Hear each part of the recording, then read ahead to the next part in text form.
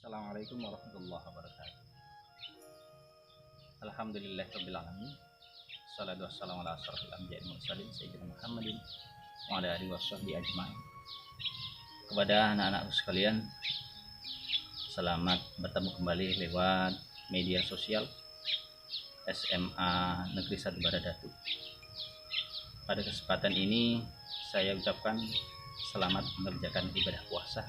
Mudah-mudahan hari ini dan hari-hari yang akan datang puasa kita diterima oleh Allah Subhanahu wa taala. Alhamdulillah, pada kesempatan ini saya akan menyampaikan materi tentang fikih sholat yang berkaitan dengan kegiatan kita pesantren kita di SMAN Negeri 1 Baradatu pada tahun ini. Sebelum saya sampai ke materi, anak-anak sekalian, bahwa kita saat ini adalah masih diberi ujian oleh Allah, yaitu berupa suatu wabah penyakit COVID-19. Mari kita sikapi dan kita ikuti anjuran dari pemerintah, selalu stay at home, belajar di rumah, dan kita suka selalu pakai masker. Kita tetap pakai untuk menjaga kesehatan kita. Yang selanjutnya kita juga cuci tangan kita apabila kita bersentuhan dengan benda-benda yang lain, agar supaya benar-benar kita selalu dijaga oleh Allah Subhanahu wa taala lewat ikhtiar dan usaha kita, supaya kita terbebas dari wabah penyakit apapun, terutama yang pada saat ini adalah COVID-19.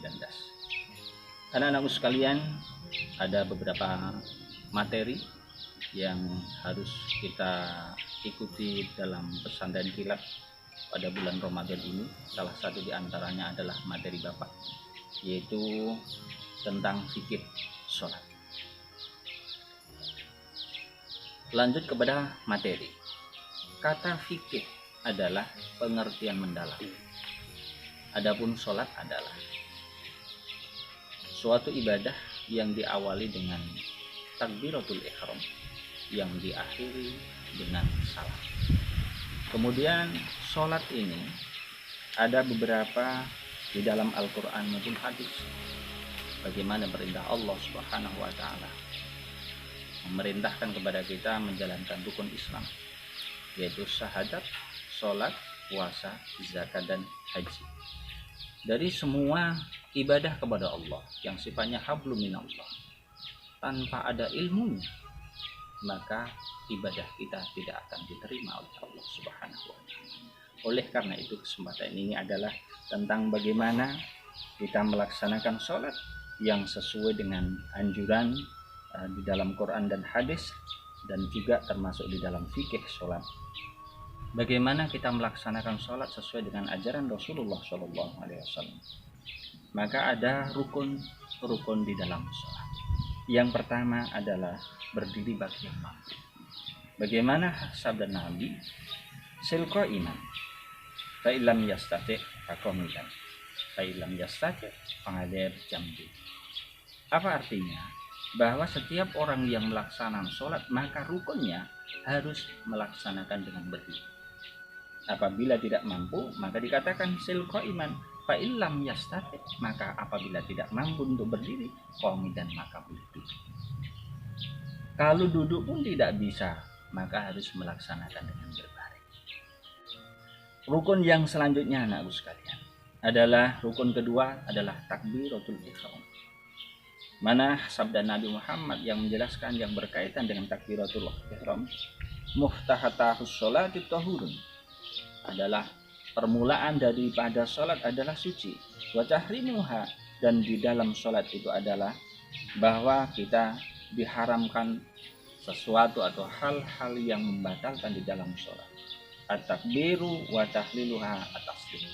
Kemudian melaksanakan takbiratul ihram yang ditutup dengan salam. Itu adalah merupakan rukun sholat kita yang kedua. Adapun rukun sholat yang ketiga adalah membaca Al-Fatihah, di mana landasan hukum ketika sholat kita membaca Al-Fatihah adalah sabda Nabi Muhammad SAW, la sholata liman lam yaqra'u bi Fatihatil kitab. Tidak disebut dengan sholat apabila dia tidak melaksanakan sholat, tidak membaca suratul Fatihah. Artinya di sini adalah sholatnya tidak akan sah, karena merupakan Fatihah itu adalah rukun sholat. Oleh karena itu, anak-anakku sekalian, apabila kita mengerjakan sholat, maka adalah ukuran daripada kita di dalam sholat baik dan tidaknya, maka bacaan Fatihah itu perlu selalu kita mengaji di masyarakat kita, kepada ustadz-ustadz yang lain, kepada para kiai atau ulama-ulama setempat, supaya Fatihah kita adalah benar. Yang selanjutnya anak-anak sekalian adalah rukun keempat dan kelima, rukuk dan tumakninah. Bahwa di dalam rukuk ini Nabi Shallallahu Alaihi Wasallam pernah mengatakan pada orang yang jelek sekali sholatnya, sampai ia disuruh mengulang sholatnya beberapa kali karena tidak memenuhi rukun. Summarka hatta tatma'inna rokina. Kemudian orang tersebut benar-benar rukuk, mengulang lagi sehingga tatma'inna rokinan. Kemudian orang itu adalah melaksanakan rukuk dengan di lututnya, dan membungkukkan badan dan tangan berada di lututnya. Nah, seperti ini contohnya. Tatma'inna, semua dia orang itu anteng, tenang. Nah, itu anak-anak sekalian. Adapun rukun keenam dan ketujuh adalah i'tidal setelah rukuk dan tumakninah. I'tidal adalah kembali dari rukuk kita. Sallallahu alaihi wasallam bersabda, "Summarfa hatta ta'dil qa'iman." Bahwa kita kemudian suruh menegakkan badan, i'tidal dan tumakninah. Rukun ke-8 dan ke-9 sujud dan tumakninah. Nah, pada rukun yang ke-9 ini Nabi Shallallahu Alaihi Wasallam mengatakan pada orang yang jelek sholatnya, mengingatkan, "Summasjud hatta tatma'inna sajidan." Sujudlah, kemudian sujudlah dan tumaknilah ketika sujud. Maka ketika kita masih ingat ketika di SMP, ketika di SD, nah ketika sujud maka kening kita tidak menempel, maka sujud kita yang kita ingat dulu itu adalah salah. Bagaimana sujud yang baik? Adalah sujud yang jidatnya ini ditempelkan tempat sujud, hidungnya, kemudian kita tekan.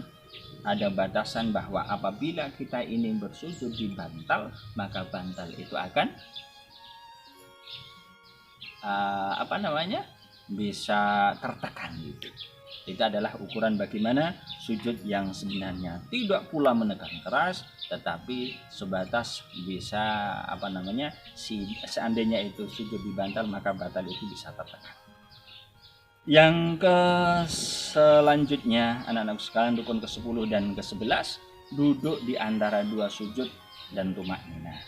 Maka Nabi Shallallahu Alaihi Wasallam bersabda, "Summasjud hatta tatma'inna sajidan, summarfa hatta tatma'inna jalisan, summasjud hatta tatma'inna sajidan." Apa artinya? Kemudian sujudlah dan tumakninahlah ketika sujud, lalu bangkitlah dari sujud dan tumakninahlah ketika duduk, kemudian sujudlah kembali dan tumakninahlah ketika sujud. Anak-anak sekalian, rukun yang ke-12 dan ke-13 adalah tasyahud akhir atau duduk tasyahud akhir. Nabi Shallallahu Alaihi Wasallam bersabda, "Fa idza qa'ada ahadukum fi sholati falyakum tahiyatulillah."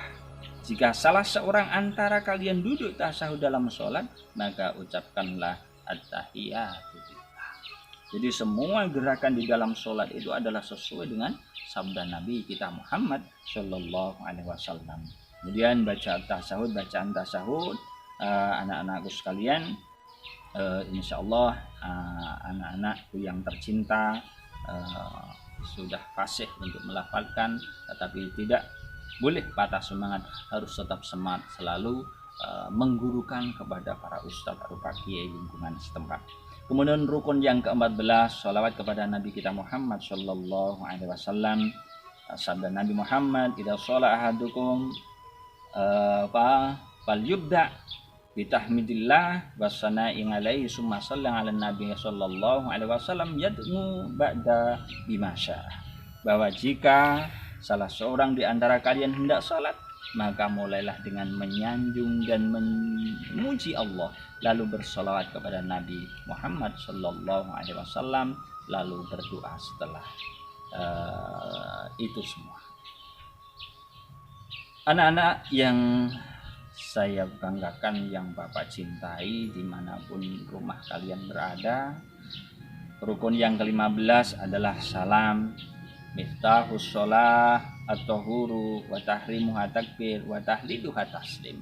Penutup daripada sholat adalah assalamualaikum warahmatullah. Nah, tingkat daripada salam itu ada 4 macam. Ada, jangan kaget apabila kawan kita yang mengucapkan assalamualaikum warahmatullah. Yang kedua, ada yang mengucapkan assalamualaikum warahmatullahi wabarakatuh. Kemudian ada juga yang assalamualaikum warahmatullah, kemudian yang ke kirinya assalamualaikum. Ada yang satu lagi, yang keempat adalah salam sekali ke kanan, tidak salam ke kiri. Ini ada untuk menambah wawasan kita, supaya pengetahuan kita ketika melihat orang sholat itu sudah ada dasarnya, maka tidak ada kita sebutan orang yang ada disebut kata dalam tempurung. Artinya apa? Pengetahuan kita sangat kecil sehingga bisa menyalahkan orang. Tidak, akan tetapi wawasan kita luas. Sehingganya ketika kita bersolat ketemu berjamaah, maka kita akan lebih dewasa. Anak-anak sekalian, kiranya seperti itu yang Bapak bisa sampaikan, dan nanti apabila ada tugas-tugas dari Bapak yang berkaitan dengan ini, maka dirangkum, disampaikan, laporkan kepada Bapak selaku pemateri fikih sholat. Mudah-mudahan Ramadan ini lebih baik daripada Ramadan kemarin, dan mudah-mudahan kita disampaikan oleh Allah Subhanahu wa taala Ramadan yang akan datang. Panjang umur selalu, salam untuk keluarga, semangat, jaga kesehatan. Mudah-mudahan kita dipertemukan dan bisa bertemu lagi di ruangan ini, di sekolah ini, dengan berharap dan mohon ridha Allah pada bulan Ramadan kita selalu diberi kesehatan dan panjang umur. Bisa ketemu lagi. Aqulu qouli hadza wa astaghfirullahal azim. Wallahul muwaffiq ila aqwamit thoriq. Wassalamualaikum warahmatullahi wabarakatuh.